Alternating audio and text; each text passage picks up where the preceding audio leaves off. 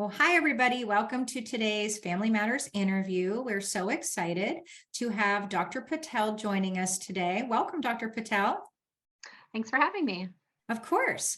We're excited for your topic today. I feel it's a really important one for families.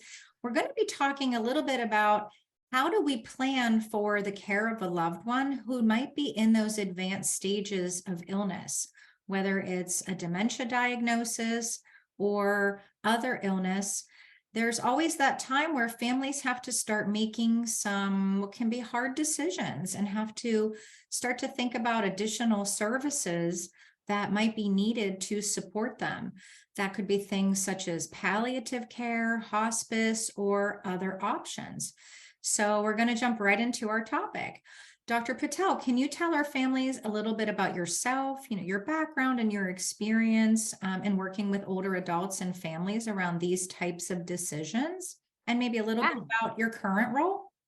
absolutely. Great. I'm excited to be here. I'm a physician, and my background is in internal medicine, geriatric medicine, and hospice and palliative care. So um, that's my background that I was trained in. And for the last 9 years, I've worked as the chief medical officer for a community-based organization that provides hospice and palliative care in North Carolina. And then just recently in the last year have stepped into the CEO role. So we really have interactions across the continuum of care for many older folks in our community in many different settings, whether that be in their own homes, in nursing homes, in assisted living facilities, in a clinic, in a hospital, and really just kind of helping families and people sort through, decisions and what comes next for them. Great. Yeah, thank you for sharing that. You brought up a really good point about different sort of settings and different levels of care. I think no matter where a family member might be living, the family caregivers may not always feel like they're getting enough information to sort of have that support to make these decisions around all the different options of care that are out there. I think a lot of people are familiar with, what hospice means, but there may be some family members joining this call who aren't as familiar, and more likely, some may not have heard of palliative care. Can you define both of those for us? Yeah, I'll start with palliative care. So, palliative care is really meant to be that extra layer of support for a person and their family. Usually, when someone is dealing with a serious illness of any kind, and really at any stage of that illness, to help, as you said, sort through a lot of decisions, a lot of information. Our healthcare system is very confusing, and it can be difficult to know how to manage different conditions. And so, a palliative care team can help manage difficult symptoms. They can help with decision making, particularly if there's many family members who are involved who may or may not have the same opinion about what should happen to their loved one.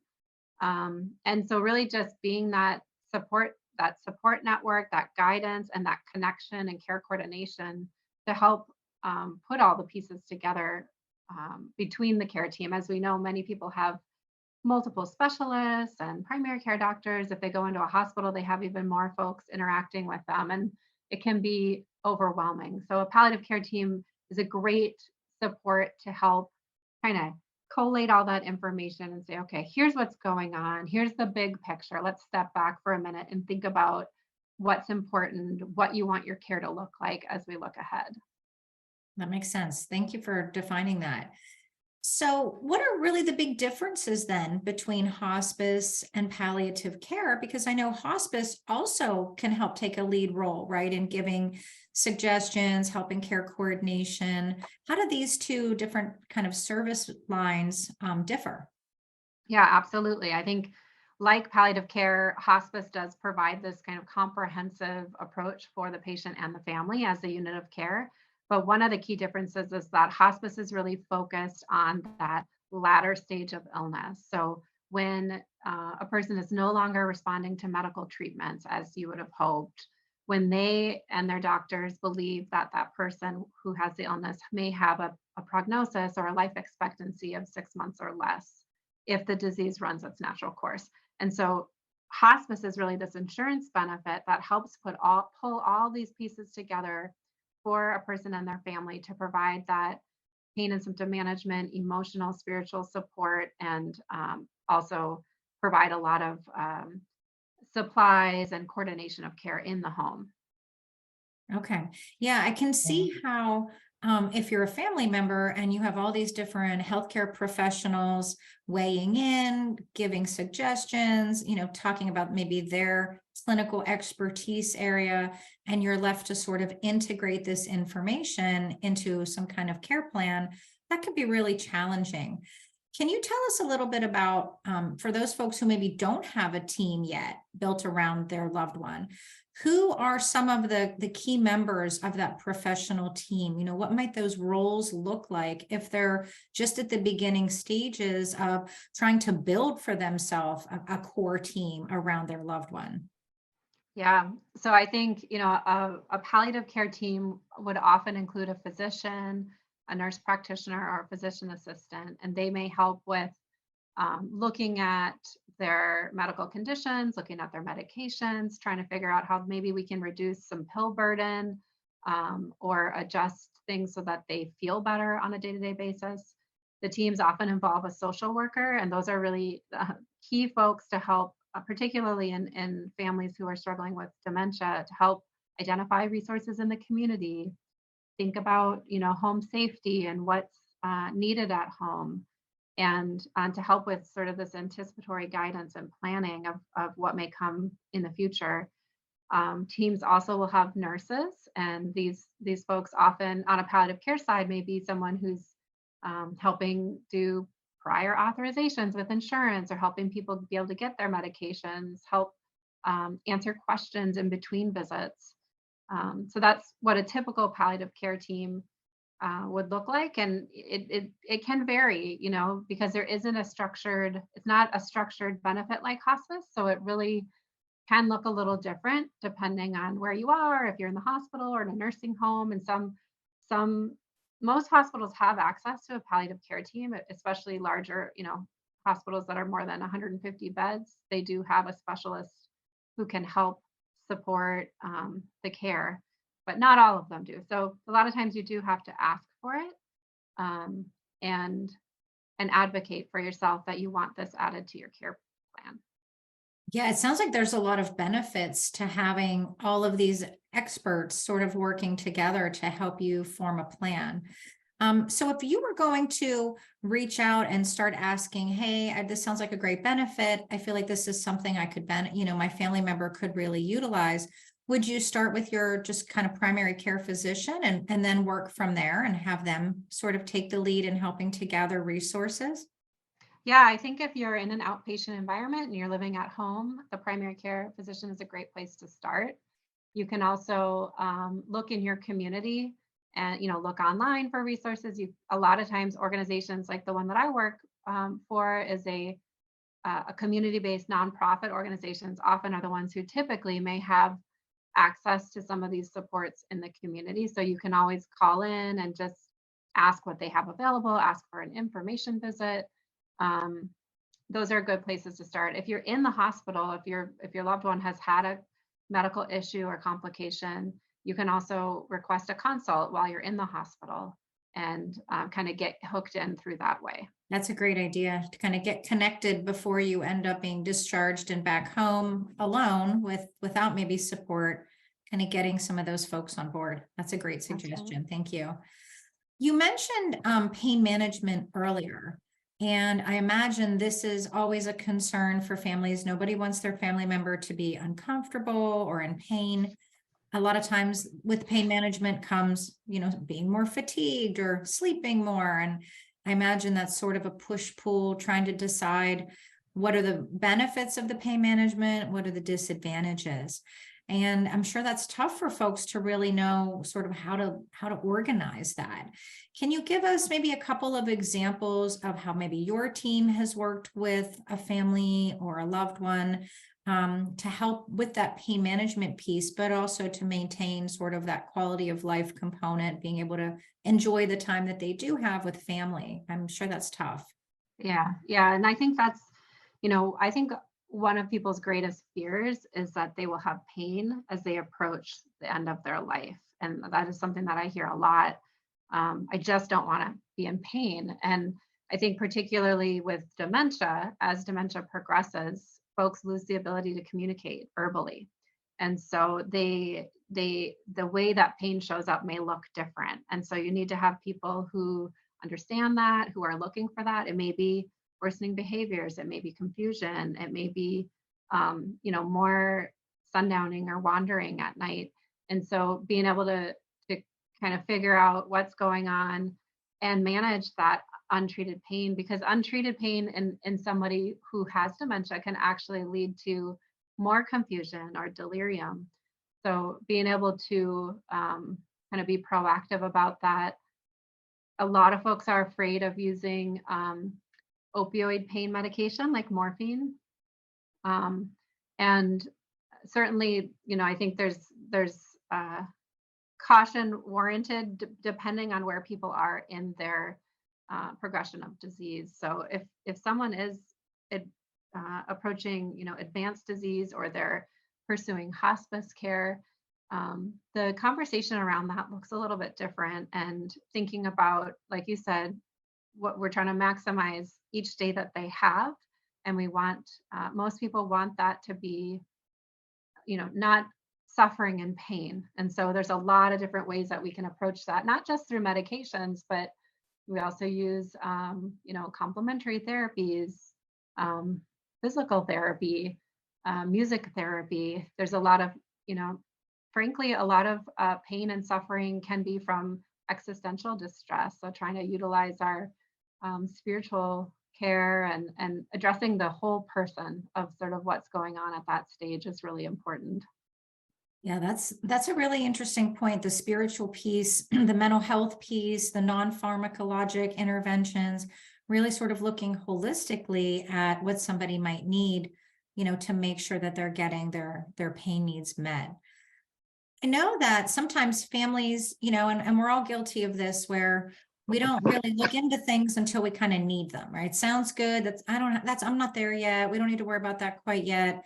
Then all of a sudden something happens and you find yourself kind of scrambling, trying to put together a plan. Maybe your loved one was admitted to the hospital, or they had a fall, which kind of started the ball rolling with maybe more of a decline than you thought. Whatever the situation, I think sometimes, people try to go it alone. They hesitate to reach out for help. They think they can kind of figure it out. They're not quite at crisis mode yet. Tell me a little bit about, what are some red flags? What are those situational things that happen or symptoms that arise that families might want to recognize as, okay, this might be a time for me to start gathering information, building a plan, building a team? I know it's probably different for everybody, but are there any common sort of red flags or things to be on the lookout for that you want to start maybe Yeah. moving that ball forward? Yeah, I mean, I think if we're particularly talking about folks with dementia and progressive dementia, um, I think certainly any hospitalization can exacerbate more rapid decline. And so if somebody is hospitalized, that's a great opportunity to um, look at what's going on at home. Where was the functional status before? Where are we now? And oftentimes you're going to need to have more support. Maybe you need caregivers in a home. Maybe they're not able to stay by themselves anymore. Maybe they, looking at their diet and their swallowing ability, sometimes that becomes, when that starts having more trouble, people can develop pneumonia, or they can get coughing when they're eating, weight loss, multiple falls. So just more instability with their function and walking, or more confusion, wandering. Those are things that, are going to be signaling that there needs to be maybe a different plan. And thinking ahead, I always say it's, when you get a diagnosis of dementia in particular, it's pretty devastating for people. Right. But when you're in an early stage of dementia, you can still participate in your plan of care. You can participate in thinking about what you want your future care to look like. And so it is a great time, early on to try to have some of these conversations as a family, to think about who do you want to be your healthcare decision maker.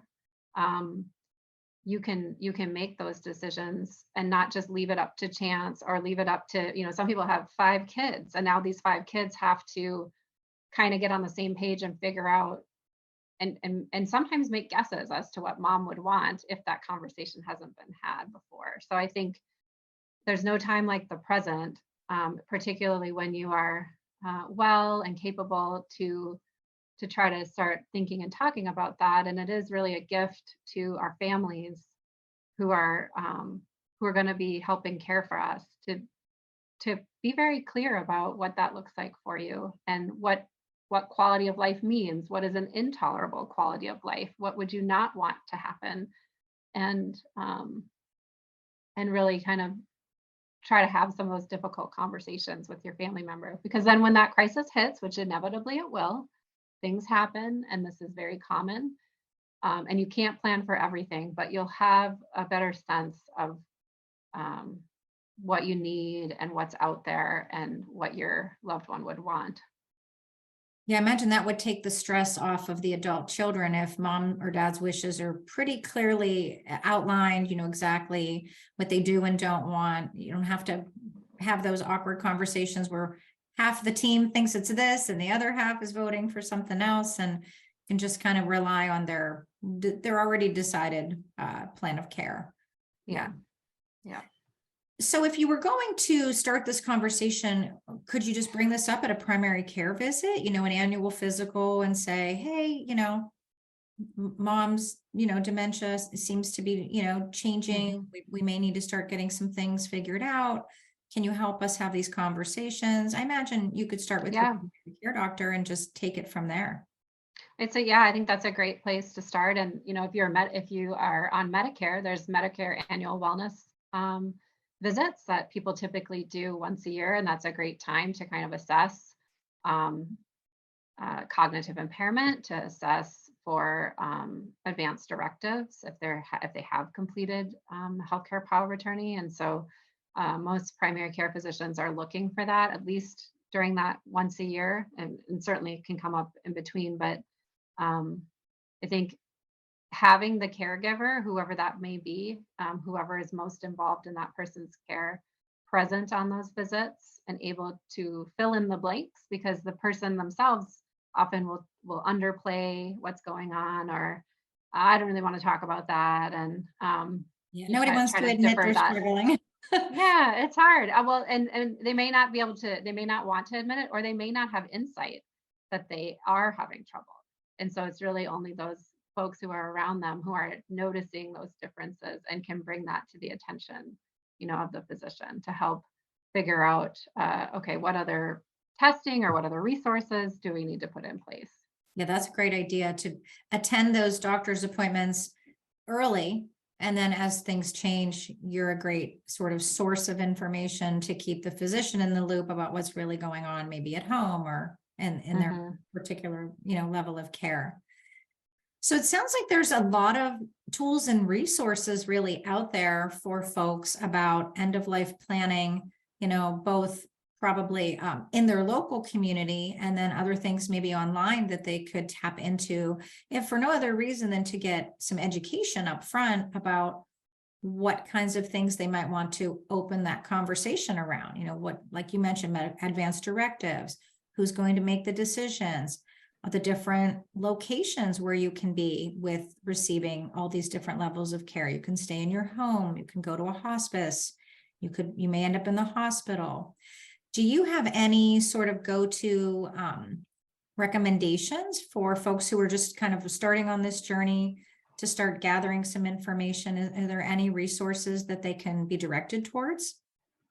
Yeah, I think the AARP website has a lot of nice resources around what end of life care looks like, what definitions of things, and Mhm. um, also the Alzheimer's Association, for particularly for concerns that may be more specific to dementia.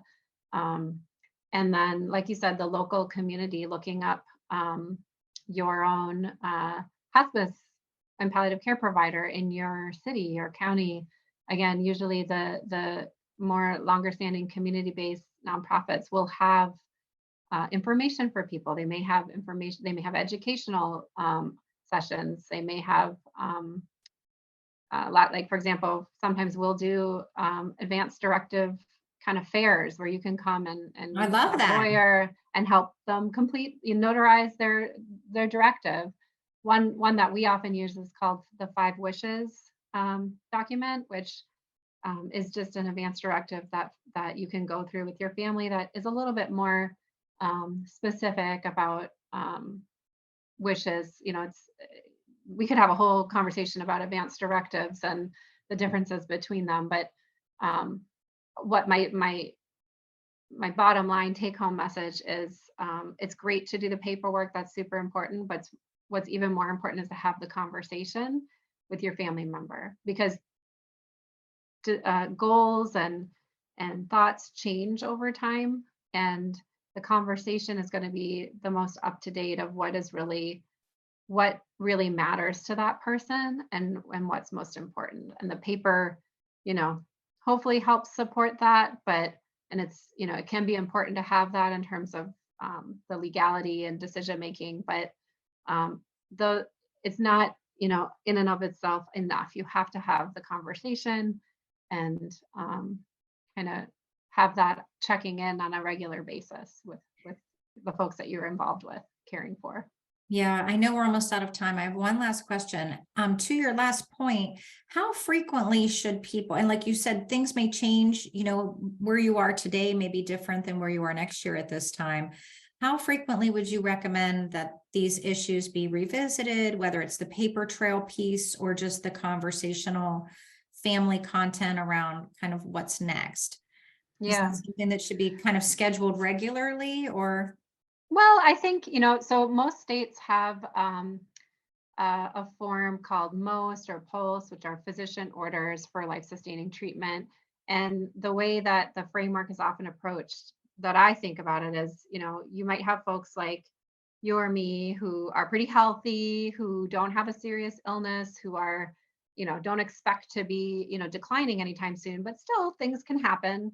You Sure. need to have a healthcare power of attorney. You need to have, some clarity around what you would want in certain circumstances, but it's probably unlikely to happen anytime soon.